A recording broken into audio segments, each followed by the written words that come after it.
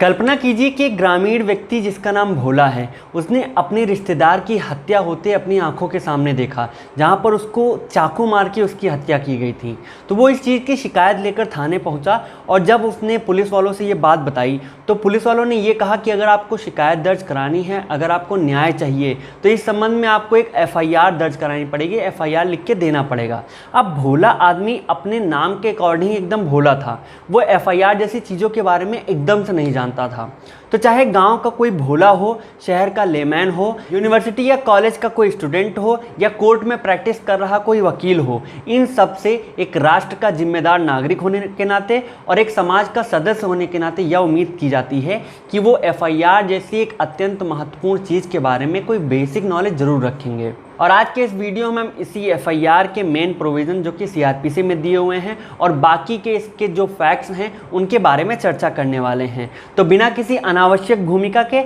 चलिए आरंभ से प्रारंभ करते हैं।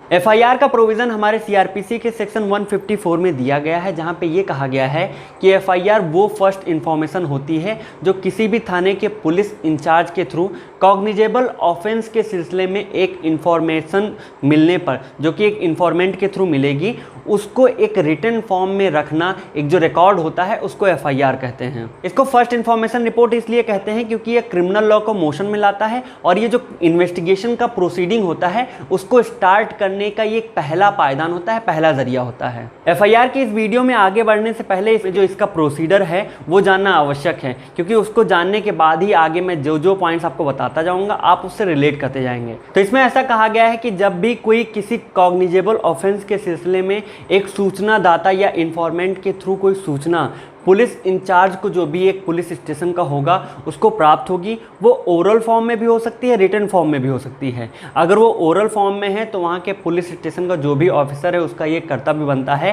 कि वो उसको रिटन फॉर्म में कराए, एक लिखित रूप में कराए। उसको लिखवाने के बाद उस व्यक्ति को जिसने वो इन्फॉर्मेशन दी है उनको एक बार पढ़ के सुनाएगा और पढ़ के सुनाने के बाद अगर उसमें करेक्शन ज़रूरी है तो करेक्शन किए जाएंगे और उसके बाद वेरिफिकेशन के फॉर्म में उसका एक सिग्नेचर लिया जाता है। जो भी इन्फॉर्मेंट होता है, जो सूचना देता है, उसका सिग्नेचर लिया जाता है और उस एफआईआर की एक प्रति उस व्यक्ति को जिसने सूचना दी है उसको फ्री में प्रदान की जाती है। एक महत्वपूर्ण बात जो आपको इसमें बतानी जरूरी है कि एफआईआर हमेशा एक कॉग्निजेबल ऑफेंसेस के सिलसिले में होता है। अब कॉग्निजेबल ऑफेंसेस क्या होते हैं? ये वो ऑफेंसेस होते हैं जिनके सिलसिले में पुलिस बिना वारंट के किसी को भी अरेस्ट कर सकती है। इसके अलावा ये फर्स्ट शेड्यूल में दिए हुए ऑफेंसेस हैं जो कि एक ग्रीवियस, एक हीनियस क्राइम होते हैं और इन ऑफेंसेस के सिलसिले में पुलिस को यह अधिकार होता है कि वो बिना किसी सुपीरियर ऑर्डर के इन्वेस्टिगेशन स्टार्ट कर सकते हैं। तो फर्स्ट इन्फॉर्मेशन रिपोर्ट के सिलसिले में सबसे पहला प्रश्न ये उठता है कि एफआईआर लॉन्च करने की शक्ति या राइट किसको मिला हुआ है।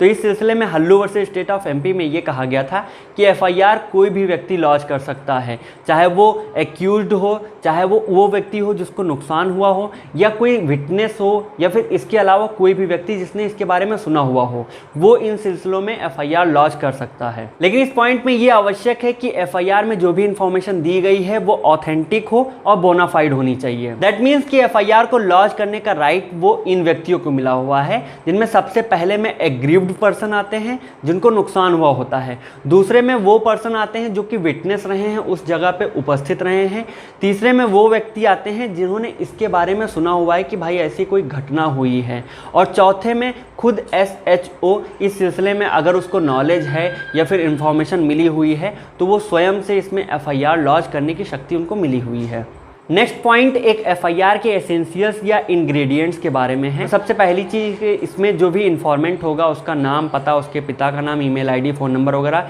दूसरी चीज़ उसमें अगर एक्यूज्ड का नाम, पता, ये सब पता है जो जनरल इन्फॉर्मेशन दी है वो भी वहाँ पे दर्ज की जाएगी। तीसरी चीज़ क्या क्या नुकसान हुआ है या ऑफेंस क्या था या व्यक्ति का मोटिव क्या था या पूरी घटना क्या हुई है, ये सब कंटेंट और समय क्या था, किस जगह पे हुआ है, कैसे किया गया है, तो ये सारी चीज़ें जो हैं वो इंग्रेडिएंट्स होती हैं एफआईआर की।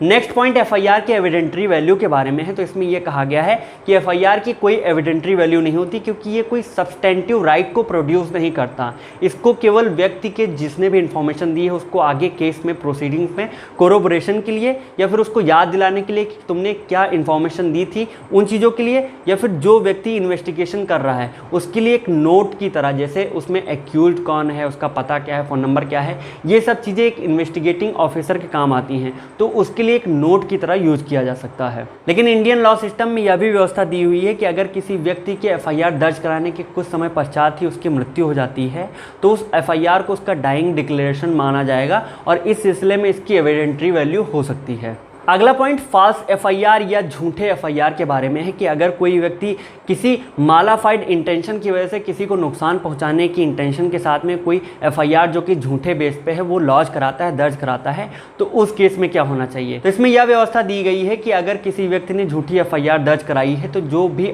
इन्फॉर्मेंट होगा उसको सेक्शन 182 के अंतर्गत पनिशमेंट प्रोवाइड कराई जाएगी, उसको उसके लिए लायबल माना जाएगा। और दूसरे पॉइंट में जहाँ पे सेक्शन 211 में ये कहा गया है कि अगर किसी भी इन्वेस्टिगेशन ऑफिसर ने जो इन्वेस्टिगेशन कर रहा है उसने उस झूठे एफआईआर पे बिलीव करते हुए किसी व्यक्ति को नुकसान पहुंचाने के उद्देश्य से इन्वेस्टिगेशन स्टार्ट कर दिया है और इस सिलसिले में अगर उसको इसमें दोषी पाया गया है तो उस इन्वेस्टिगेशन ऑफिसर को 2 साल तक के लिए इम्प्रिजनमेंट हो सकता है। अब नेक्स्ट पॉइंट ये आता है कि जिसके खिलाफ ये झूठी एफआईआर दर्ज कराई गई है, फॉल्स एक एफआईआर दर्ज कराई गई है, उनको रेमेडी या उपचार क्या मिले हुए हैं। तो सीआरपीसी के सेक्शन 438 में ये कहा गया है कि जिस किसी भी व्यक्ति के खिलाफ अगर झूठी एफआईआर दर्ज कराई गई है तो वो इस सिलसिले में कोर्ट को अप्रोच करके एंटीसिपेटरी बेल के लिए रिक्वेस्ट कर सकता है। साथ ही साथ वो ये भी रिक्वेस्ट कर सकता है कि ये एफआईआर जो दर्ज कराई गई इसमें जो इन्फॉर्मेशन दी गई है वो झूठी है, आप इसको क्वैश कर दीजिए और न्यायालय इसके हिसाब से उस पर अपना फैसला सुनाती है। इस प्रोविज़न के होते हुए भी अगर व्यक्ति को संतुष्टि नहीं मिली है तो इसके बाद वह उस व्यक्ति पर जिसने उसके ऊपर झूठी एफआईआर दर्ज कराई है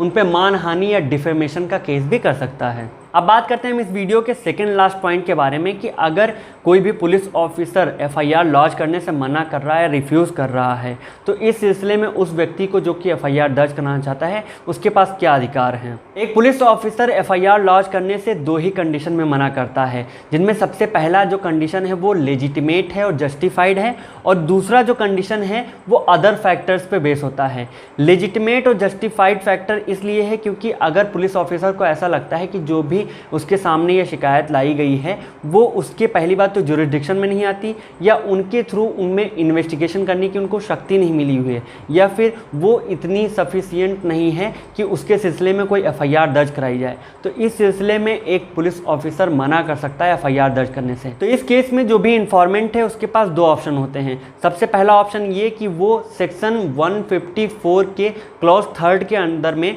वो सुपरिटेंडेंट ऑफ पुलिस या कमिश्नर ऑफ पुलिस को अप्रोच करे और इस सिलसिले में वो जो शिकायतें हैं वो एक रिटन फॉर्म में, पूरा एक समराइज फॉर्म में कि हाँ भाई मैं यहाँ गया था, उन्होंने इस बेस पे एफआईआर लॉन्च करने से या लिखने से मना कर दिया, इस सिलसिले में एक एप्लीकेशन उनको भेजे, या फिर वो सेक्शन 156 क्लॉज 3 के अंडर में जाके कोर्ट के अप्रोच करें और मजिस्ट्रेट के सामने पेश होकर अपनी सारी व्यथा कहें। इन दोनों ही ऑप्शंस में अगर शिकायत मजिस्ट्रेट के पास पहुंची है, शिकायतकर्ता मजिस्ट्रेट के समक्ष उपस्थित हुआ है, तो इस सिलसिले में वो इन्वेस्टिगेट करने के लिए ऑर्डर दे सकते हैं, और अगर शिकायत सुपरिटेंडेंट ऑफ पुलिस या कमिश्नर ऑफ पुलिस के पास पहुंची है तो वो स्वयं से उस मामले में इन्वेस्टिगेशन कर सकते हैं, या फिर उनके जो इन्फीरियर ऑफिसर हैं वो उनको इन्वेस्टिगेशन करने के लिए बोल सकते हैं, ऑर्डर दे सकते हैं। तो अब बात करते हैं अपने सबसे लास्ट और बहुत ही इंपॉर्टेंट पॉइंट के बारे में जो कि 0 एफआईआर से रिलेटेड है। तो इसमें ये प्रोविज़न दिया हुआ है कि एफआईआर कोई भी व्यक्ति जो इन्फॉर्मेंट है वो अपने किसी भी नियरेस्ट पुलिस स्टेशन में जाके दर्ज करा सकता है। यहाँ पे ये नहीं लिखा कि कोई भी व्यक्ति जो इन्फॉर्मेंट है वो उन्हीं थानों में जाके एफआईआर दर्ज कराएगा जहाँ पे वो क्राइम कमिट हुआ है। इसका मतलब ये हुआ कि जो इन्फॉर्मेंट है उसके सबसे नज़दीकी जो पुलिस स्टेशन है जहाँ पे वो आसानी से पहुँच सकता है, वहाँ पे जाके अगर एफआईआर लॉन्च कराता है, वो इन्फॉर्मेशन देता है किसी भी कॉग्निजेबल ऑफेंस के मामले में, और जब पुलिस ऑफिसर वो एफआईआर दर्ज दर्ज कर लेता है, इसके बाद वो देखता है कि ये जो एफआईआर है वो उसके एरिया में नहीं आता, उसके जुरिडिक्शन या कार्यक्षेत्र में नहीं आता, इन सिलसिलों में वो इन्वेस्टिगेशन नहीं कर सकते, तो वो क्या करते हैं कि वो उस एफआईआर में कोई भी सीरियल नंबर नहीं डालते। वो सीरियल नंबर वाली जो जगह होती है उनको खाली छोड़ देते हैं और उस एफआईआर को उठा के ट्रांसफ़र कर देते हैं उस पुलिस स्टेशन में जहाँ का ये मामला होता है। और चूंकि यहाँ पे सीरियल नंबर वाला स्थान ब्लैंक छोड़ दिया जाता है, रिक्त छोड़ दिया जाता है, क्योंकि जिन थानों का यह मामला होगा वहाँ पे इन सीरियल नंबर को ऐड किया जाएगा, वहाँ पे ये सीरियल नंबर डाला जाएगा। इसी वजह से इस एफआईआर को ज़ीरो एफआईआर बोलते हैं। सीआरपीसी के इस वीडियो में आज के लिए बस इतना ही। आई होप आपको ये एफआईआर के सारे प्रोविज़न और सारे पॉइंट समझ में आए होंगे। लॉ से रिलेटेड बाकी वीडियोज़ के लिए बने रहिए हमारे साथ। नमस्कार।